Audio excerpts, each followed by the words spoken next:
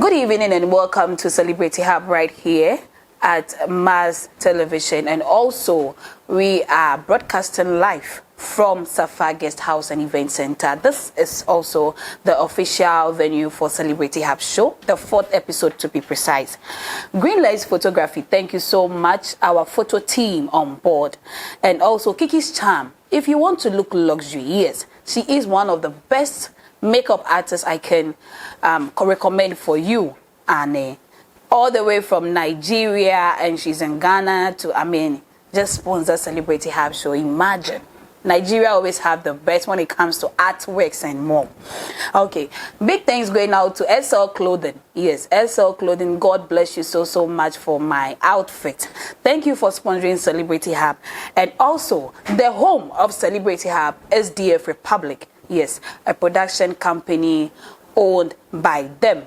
Thank you so much. Let's take a word from my sponsors. And when we come back, I'm going to introduce another powerful guest from the health sector.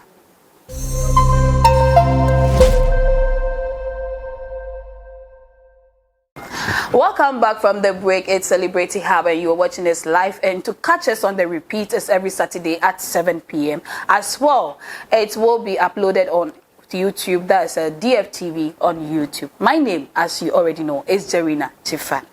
Today on the show we have another powerful woman who is breaking barriers in the health sector. Yes, and she is in the person of Miss Sally, that's popularly known as Midwife Sally, who currently came back from Saudi Arabia, and also she worked at the Tema General Hospital. Yes.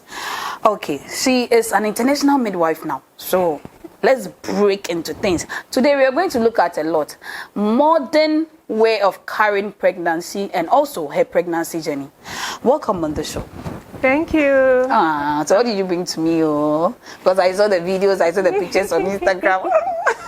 Yeah, it was beautiful. But I could have even been in your bag and then we go together. Yeah. Next time. Okay, so how is life? How is Christmas? How was the Christmas for you, and how is the New Year treating you? Yeah, it has been amazing. Okay. Yeah, just imagine staying away from your family for a whole year. Oh, yes. So you were in Saudi for a whole year? Yeah, 1 year. Wow. Yes, a complete year. So how was Saudi Arabia for you as a health person? Yeah, I think Saudi Arabia has one of the best when it comes to health, because their health system is really strong. Yeah, so it offered me the opportunity to see what happens in the developed countries. In terms of health? Yes, in terms of health. Yeah, so it was a beautiful experience. But I'm glad you came back to Ghana. Yes, you would be glad. My kids are glad too. Yeah, you weren't carried away by their infrastructure and all that. So looking at that, coming back to Ghana, what do you think should be done right here? Yeah. At least to improve. Yeah, so, there's a buzz, everyone, like the health sector, I think it's just about our salary, how much we are paid. Yeah, so if that is fixed, and then the infrastructure in the hospital is also improved, okay, there will be no need at all for anyone. Okay, so you are looking at the salary here in Ghana and also the infrastructure. Compared to if those two things are tackled, there will be no need for any health worker to say I'm traveling. Yeah, because you go there. So that's the reason why you traveled?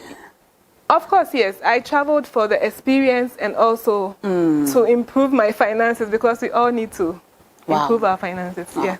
So you stood there for almost a year? A whole year. Wow. Yes. Well done. Thank In fact, you. I'm glad you came back. The money didn't carry her away. Yeah. Okay, so when we say Sally, Miss Sally, for that matter, a married woman. So when we say Miss Sally, who is Miss Sally? So when you say Midwife Sally, Miss Sally, I'm a mother. Okay. I have 4 kids. You have 4 kids? Yes. Oh, wow. I was born in Tema General and I worked in Tema General. Wonderful. Wow. Right? Yes. You did everything of yours in Tema General? My mother gave birth to me while I was working in Tema General Hospital. Okay. Yes. And you also grew up working at Tema General Hospital.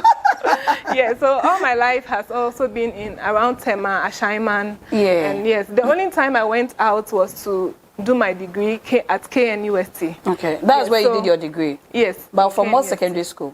Tema Secondary School. Oh, wow. Everything in Tema. Okay. Yes, so, yes, I started my basic school, EP Primary School. It's just behind the China Mall. Okay. The China Mall in Ashaiman or Tema. Okay. Along the motorway road, EP Basic School. A very good school. Okay. That's where I started my school.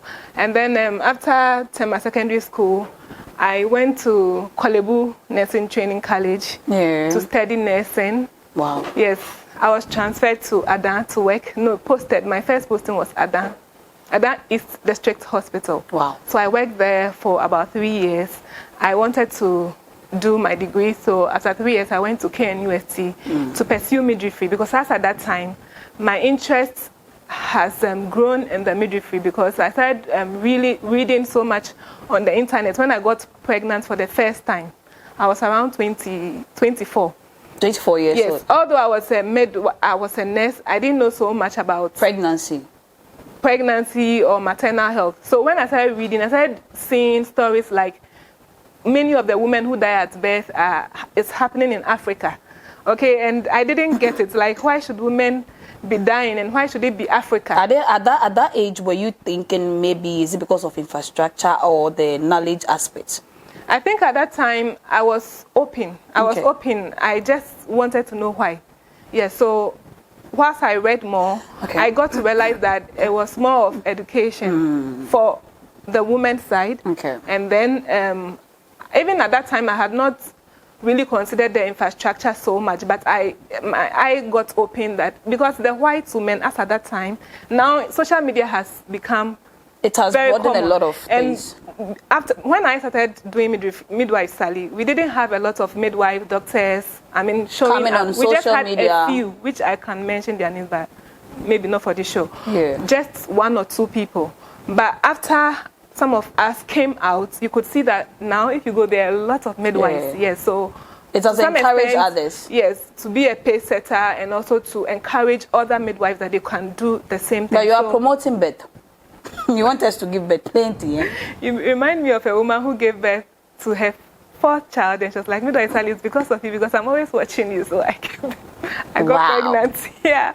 You know, normally we are scared of giving birth, though. Yeah, though it's a very nice experience, making the love and then having the sex and all that. But when it comes to giving birth, it's another drama altogether with the 9 months experience. But when we say a midwife, okay, even though to our own knowledge, we can also all define midwife, but as a professional one as you are, who is a midwife?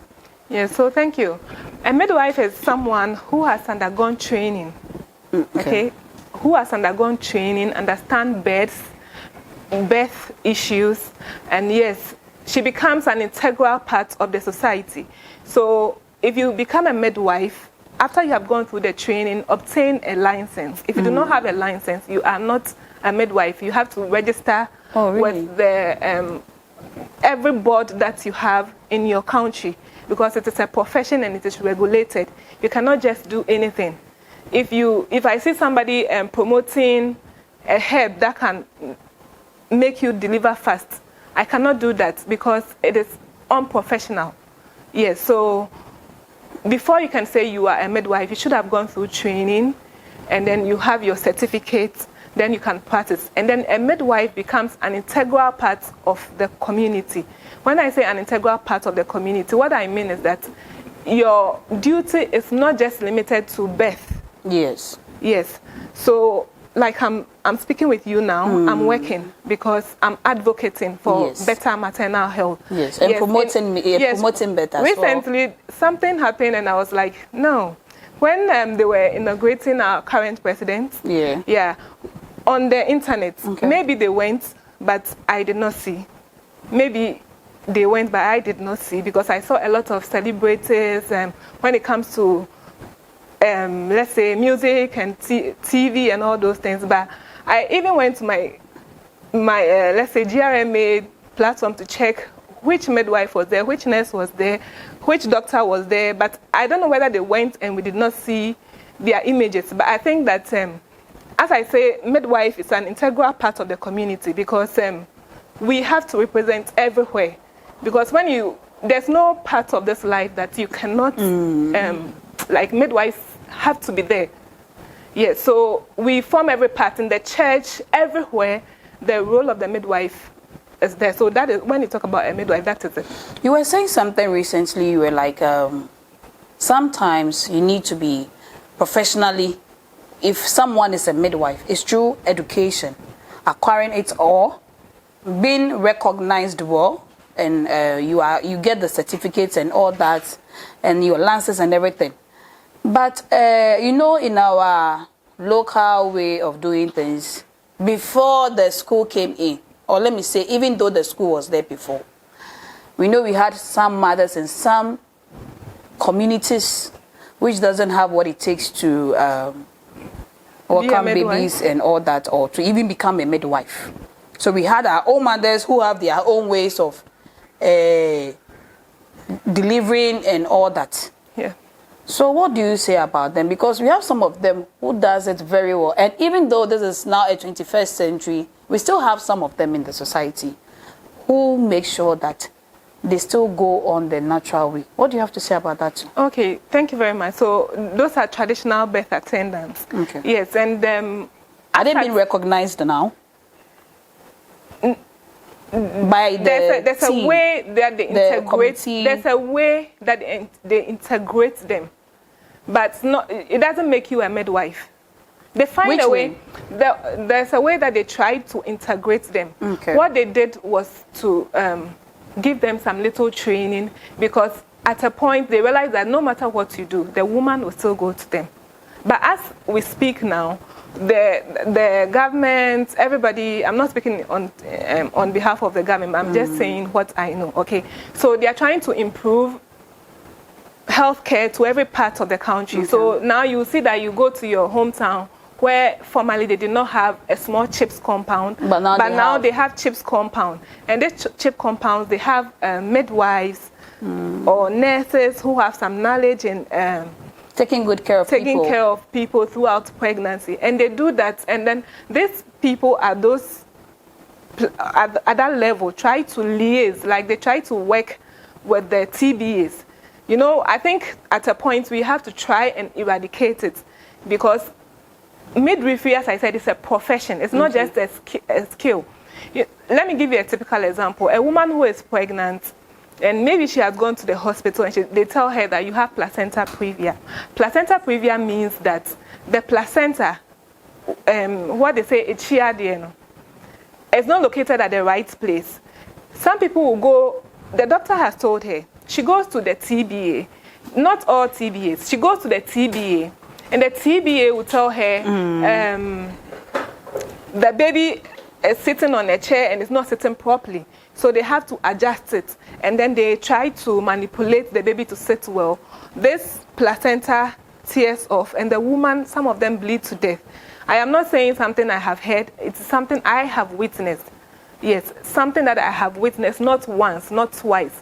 So it does happen. So knowledge of becoming a midwife, becoming a professional, having license, knowing exactly what you're doing, important. Because we are professionals. You cannot just toy with any woman's life. No. Yeah, because women have 5 children, 6 children, even 10 children, and because of one mistake, she can lose the life.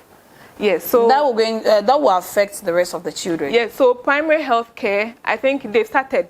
It is not bad. We should continue. We should improve. Get the midwives to those places, and things would improve. Yeah. Okay, so get the midwives to those places and everything will be improved. We are going to talk more. We are not going to do that of health that much. We are here to learn from her experience and more. So let's take a break from my sponsors. We'll be right back on the show.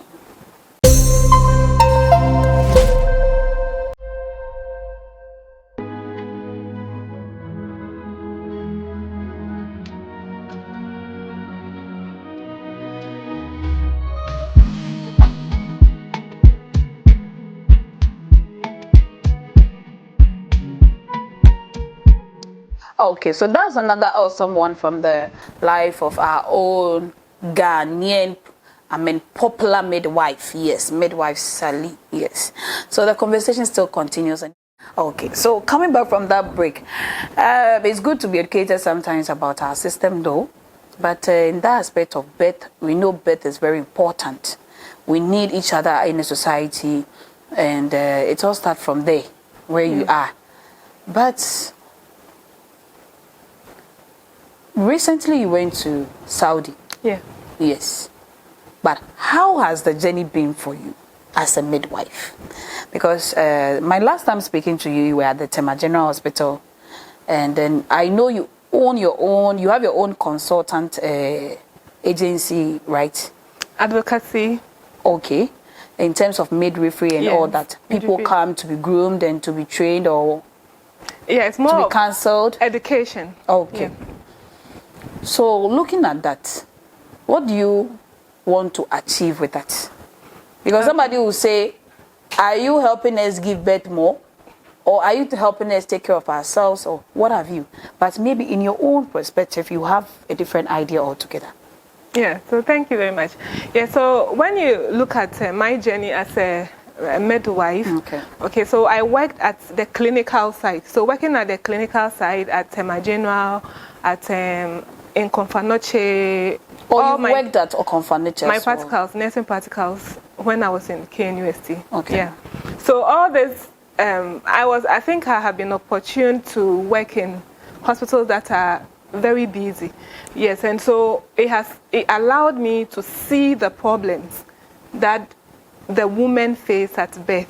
Okay. Yes, so based on the problems that the women face, I try to create, I know it is not easy, I try to create solutions that would help the women. Okay. Okay.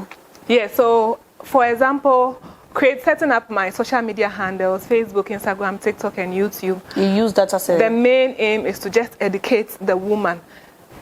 I remember somebody got just one information, and she didn't even use the information. It happened to her sister, who was bleeding after birth and was like, it will stop. But she said, no, midwife Sally said it is not good. So she rushed the person to the hospital. And then when they went, there was a huge placenta that was left in there. It saved her life. Wow. Yeah, so that is how far advocacy can go. I have a book. I have written through the problems that I have seen. I've been able to write a book, which I'm going to still improve on it. But have you launched it? I didn't really launch it, but started selling 101, but not so much. Oh, you sold it and you didn't bring me some. I thought I've given you one. No, already. I don't have one of your book. Okay, I'll give you. You do have one around? I think so. Okay. I'll give you. Okay, so when we go on a break, I need you to bring it. I'm going to keep it. Maybe that will encourage me to give birth to 5-10 children. Am I lying? Yeah. Yes. Yeah, so, and I've been able to work with international people from US, all over the world, especially in research. In research. Yeah, so I have somebody, Ifia Martina, she's a PhD, she's a professor in the US, and I've collaborated with her. We've done a lot of research in areas around maternal health. So you'll be coming our way a lot with a lot of books, right? The research comes with papers and all those things, like they publish them. Okay. Yes. So, and she has also been helpful in trying to, like, promote maternal health in Africa. Okay. Yes, so together with her. So I have to recognize her because the research, she does more of it. But because I am here, I also help to collaborate, and then we do things together. You were saying something that when it comes to birth, in terms of everything, we were just elaborating much more on you, the health personalities, on the people, on the infrastructure and all that. What about the woman or women in question giving birth, okay? The women in labor. What are some of the challenges you think they are facing, or you can see from your own perspective that as the husbands, the boyfriends, the father to the child, or the family needs to be addressing? What are some of the things you people do you think people out there needs to do well to also help? Because it's a collaborating thing. You understand me? If I don't come and lie down, you won't help me in labor. So I need to make your work very easy for you. You understand? So what do you think about that? What do you think the individual also has to get done right? Yeah, so thank you. For me, when it comes to maternal health in Africa, the deep, when you dig deep, a lot of the problems comes out of poverty. Okay. Surprisingly, poverty. Yes, because as you sit here, if you have the privilege, okay, to choose and to decide where you want to go to have your birth, assuming you have a choice, you have 2 hospitals. You know, this hospital would have theater, they have everything, and they will take care of me. They are very like attentive, they pay attention and everything. You have a choice. Yes. You will by all means select that hospital, right? Sure. Yeah, so money plays a key role in maternal health. So money is So good. for me, what I would say is that despite everything, the economic status of women in the country should be improved.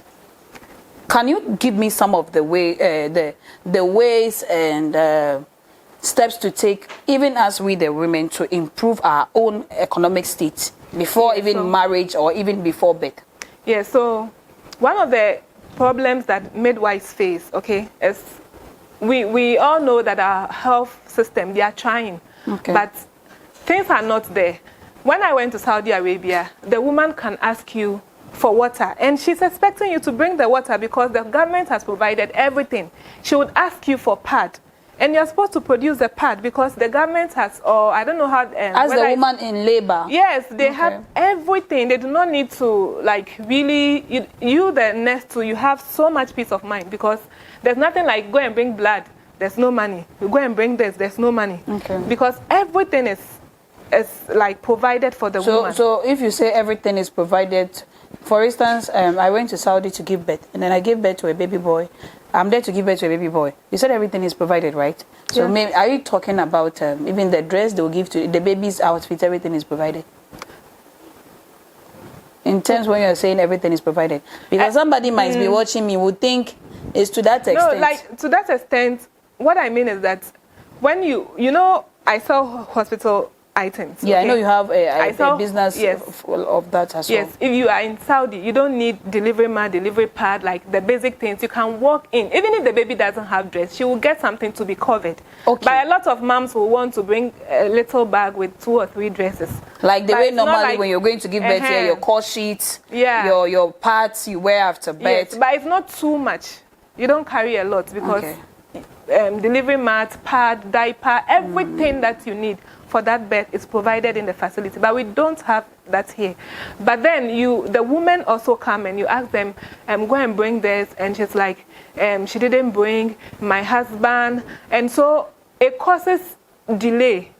And also, yes, so my point, but it causes delay in the sense that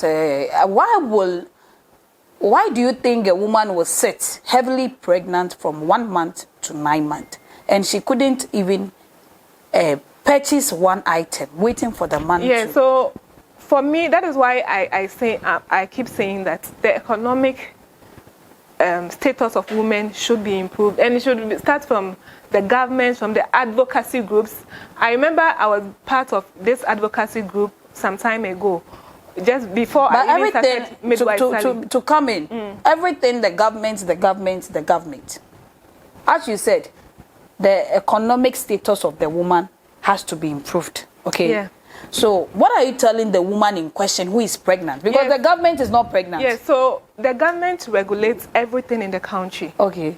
From the basic level. Yes. I asked my daughter, who is 11 years, about menstruation. Okay. And the answer she gave me was so funny. She didn't know anything, like, about I started laughing. Menstrual cycle. Yeah, so imagine, the government has policies where they put in how to learn menstruation within the curriculum at that time when the child is 12, 13, 11. Okay, so you are thinking about that aspect of education. Yes, education in such, wherever they find a woman, whether formal or informal, they can start telling the woman that it is possible to stand on your feet. It's possible from the adolescent stage. Yes, it's possible. My daughter Esther, I've been posting her on Facebook a lot. When you speak to her, you will see that even at that level, Esther will be able to advocate for herself better and will not wait for another person to determine what type of life she should have, because she has a mother who is doing that for her. Not every child has that, and we have a lot of we are improving in education in our country, but we still have a lot of people who are not educated. You understand? So it still brings the fact that the educational system, or even those in the informal system, the mindsets change, and then telling this woman that it is possible. Let's go back to the olden days. Let's go, but let's go back to the olden days. You said something about education, and I think in terms of education, it lies both in whether traditional or the current angle way of doing things. As a mother, you have a daughter. Your daughter is growing up. Come on, you can't tell me my mom taught me how to make love to a man. Yeah, it's by nature. I just got to know how to do it myself. So I think there are certain basic things I still don't support it being the government coming out to talk about it, to even educate them in school, because you and I know way back, for me for instance, way back in school, social studies, then CID, CED or whatever, yes.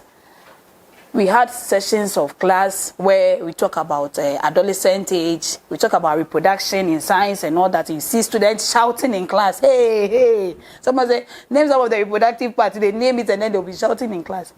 At that moment, you yourself, even as a child, you have a different feeling altogether. After that class session, it's different. Yeah, so I'm looking at it in the sense that it should begin from the house. Parents are supposed to take care of their wards. They are not left because out. if in the aspect of the government, I would say education is already doing that in schools.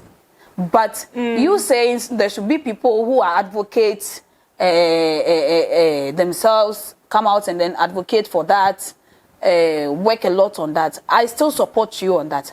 But don't you think the parents as well have a role to play? Yeah, they have a key role to play. But when it comes to changing the economic status of women in the country, you cannot just say parents. It is parents who have seen it, that it is possible. Okay, example, my mom's mother was a trader, okay, a farmer. She said she has seen girls who have gone to secondary school, they are in a Bri, and it's nice for her. And so her daughters will go to secondary school. There are some people that you'll be surprised that they have not seen that, they've not had the exposure you have had. Recently, my daughter brought me papers to mark, like to sign. And so I signed it, and I was teaching her, and I was helping her with her work. And I was like, Esther, what about your colleagues whose parents have not gone to school and there's difficult work and they need internet and all that? How are they going to do it? And what she told me was that, Mommy, is it possible? She doesn't know, because she doesn't know that there are some parents who have both mother and father who cannot help. So exposure, and then fundamentally through the government policies, not that government should go and train your child, policies. Donald Trump has come, and then within even 2 days, or you can see the type of policies he has changed. Yeah. So government cannot be left out when it comes to. No, we are in Ghana. Let's use Mahama. Mahama has come. Yes. I mentioned him, right? No, we are in Ghana, right? Yes. We are not in the USA. I'm just giving you. Donald Trump is just deporting people left and right. Yeah, so you see that his policy is really changing a lot of things. So government cannot be taken out of this issue of women economic empowerment. For me, if women's economic empowerment is lifted, so anybody who work in that ministry in Ghana should take it extremely seriously. Don't you think, aside the economic empowerment thing, raising its own feathers to advocacy and all that, no? Don't you think the financial angle of women too needs to be looked at? Because if you marry a man in the name of love, or you know, marriage goes beyond love, okay? Because the expectations are different when you fall into it. I mean, when you go into marriage. We all know after you doing the setup, having the beautiful people around you, they will definitely all go home.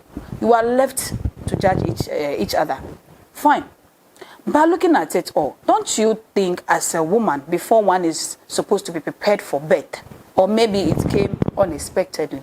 Financially, our status needs to be also okay sometimes. Not everything demand. Yeah. So as I said, a lot of midwives. Because you were saying something about somebody going to bring a sanitary ware I don't have, I didn't buy, and this and this. Yeah. Assuming if your husband was giving you 30 cedis as a chop feeding money, and as a woman, it's not everything you should wise up by then. It's not everything you're going to tell the man to give you. So at least, those days our mothers could just even prepare 3 days soup. And we are supposed to repeat it for different banku. You can repeat palm nut soup with banku, fufu, and then different. Then they will save that money they've been putting on table for 3 days. So far as you come home, there is a food. You are gone. You understand me? Maybe there are some little changes they will make by going out there to buy some smoked fishes to add up to spice the soup that is there. Then they keep the change in their pocket. That is when you see them going to their funerals with their heavy bags. Yeah. Yes. So you are at that stage, or you want to give birth. Don't you think financially we ladies also has to be prepared? Because it's not the man carrying the belly. Let's be frank with ourselves and stop being our rear is the man's responsibility. No. As a woman, as you said, money is the key role. It plays a key role in maternal health. Plays a key role in maternal health. So don't you think that is very important? As a woman, you need to have your own money. Yes, so the women should have their own money. That is very important, because if you see the women having their own money, and also recognizing that pregnancy, you are the first beneficiary or the first victim. Yes. Yes, so you have to take that seriously and prepare for it.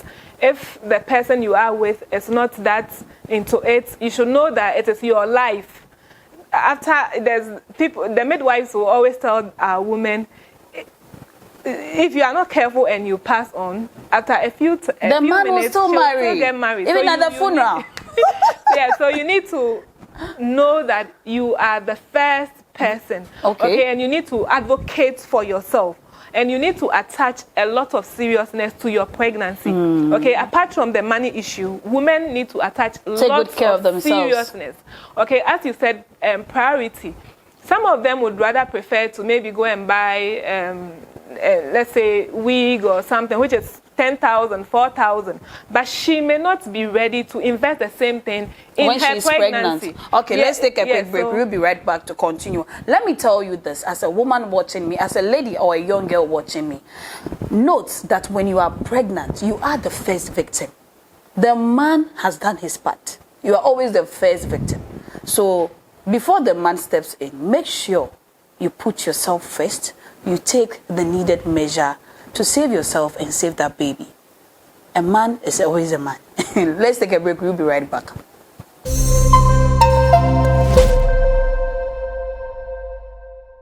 Okay, so welcome back from that break. Yeah, thank you. And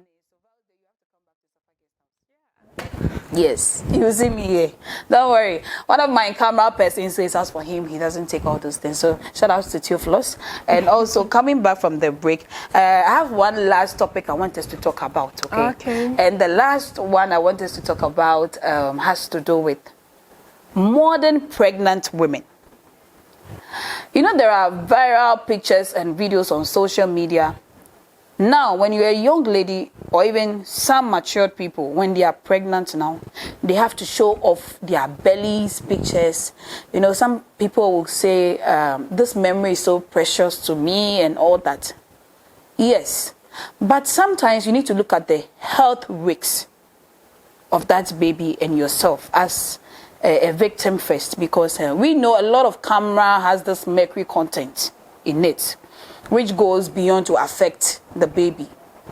But as a health person, will you consider the fun and then the priceless movement aspect of it, or will you have something to say about it? Because it's something moving on, very rampant now. Yeah. So thank you. I'll take it from this angle. Yes, it's good to create memories. Okay. It's good to create memories. So I think with the mercury thing, you are just bringing my mind to it. Okay. Yes, so if you have to plan a photo shoot, it means that you have to take that into consideration so that you don't expose yourself too much, and maybe they have to do it a bit faster so that the exposure may not be too much. Okay, but what I have about this photo shoot is that I think it's the woman's choice, it's her decision. Yes, and in midwifery and maternal health, we respect what the woman wants. Okay, so if that is what she wants, to record her journey, that is completely okay. But what I would say when it comes to health is that, especially for those who are on social media, because we are all on social media now. But you know, spiritual-wise and even medically, it's not good. Yeah, so and we know even our mothers were also young ladies during our time. I'm coming to that. Yeah, so we are on social media and all that. Even just yesterday, if you follow my Facebook page, I shared the story of one Nigerian content creator who is like showing her tummy online because she's a content creator, and somebody duped one of her clients, and she thinks she's the one. So the person comes to write under her comment section, you will not give birth, you will die whilst giving birth. Oh, yes, so that was really harsh, and those are some of the hazards. Because if that person did not see you pregnant, she wouldn't come and cause that. And the health effect is that it causes anxiety. You know, if somebody keeps telling you this, and I think the women who expose themselves to social media, especially during pregnancy, they cannot deny it, because it leads to anxiety. It leads to, like, tomorrow what is happening, today you are fighting. It is not good for your baby, because you know that it is affecting whatever state you are in. Sure, it's surely affecting the baby. Yes, so if you take your memories, for me, I would say that you have your choice, but I would prefer that finish giving birth before maybe you post some of these things. I remember during my last baby, Alicia, I was pregnant. All my 9 months, I did not show myself. That is me, because one thing... But do you know, in the olden days, growing up in my house, whenever we were taking a group family picture, maybe we went for a family gathering or marriage or something, when we are taking pictures and then we see the mothers who are pregnant, they will tell them, they will even themselves fall out of the picture. They don't want to take some, say, or pay phone and trap picture or whatever. Yeah, I think that the picture... You know, sometimes the olden days, the things that they adhere to is not entirely wrong. With the perception that you've taken the picture, everybody will take his own. You will take it away. You know, when you are pregnant, you become vulnerable. Everybody can take advantage of your vulnerability. So now if I know you are pregnant, now I start making you angrier. It can be intentional.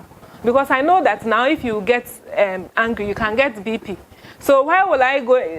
If you take a picture and I have it, okay, I can show it, and maybe somebody who doesn't like you, knowing that at this time you are vulnerable, that is, some people will not care that the time that you are pregnant, they will hurt you. That is when she's going to hurt you. So for you to have your peace and that privacy, why don't you just, stay off, like, just don't expose it too much. But don't you think it's not everything you need to bring on social media as a person? You need to hide certain things. Exactly what I'm saying. You have to be careful. Even the Bible says that there's a time and a season for everyone. Good. Yeah, so for me, I will never do that. I can never do that, like showing my belly. Well, that baby will definitely come out. Yeah, she will definitely come out. But I do not see the joy in doing that, because pregnancy is a sacred time, and even that's the time you are stressing yourself more. The makeup-ing, the standing. No, I think that's why you should be eating, enjoying, doing some exercise, and then you'll be doing all those shit. Okay, so well, I know this is very debatable. So yes, it's their choice. We allow them to do their choice, but whatever you do, just make sure that it doesn't cause you discomfort, it doesn't cause the babies harm, and then the time that you show it off is very important. Okay, the time that you show it is very important, and also note that the camera they are showing to you, capturing you and all that, it has a lot in it. So please, the joy is not when you are pregnant. The joy is when you attain to that level, you fight that battle in peace. Let's learn as women to calm down. Even when there is joy at home, calm down, because not everybody is happy for you. Calm down, make sure the baby is out. then you give the glory to the Almighty God. So I think it's good you supported me a bit. At least you didn't debate over. And I can see the book on your laps now. Yeah, so this is one of the books that I wrote it in my early times when I started midwifery. Okay, so that's Sally's tips for expectant moms. Yeah. Wow. It's also available on Amazon. Wow. Yeah. So please, let's go on Amazon and get this book. Yeah, you get a give soft birth copy. safely and also give birth more. Yes.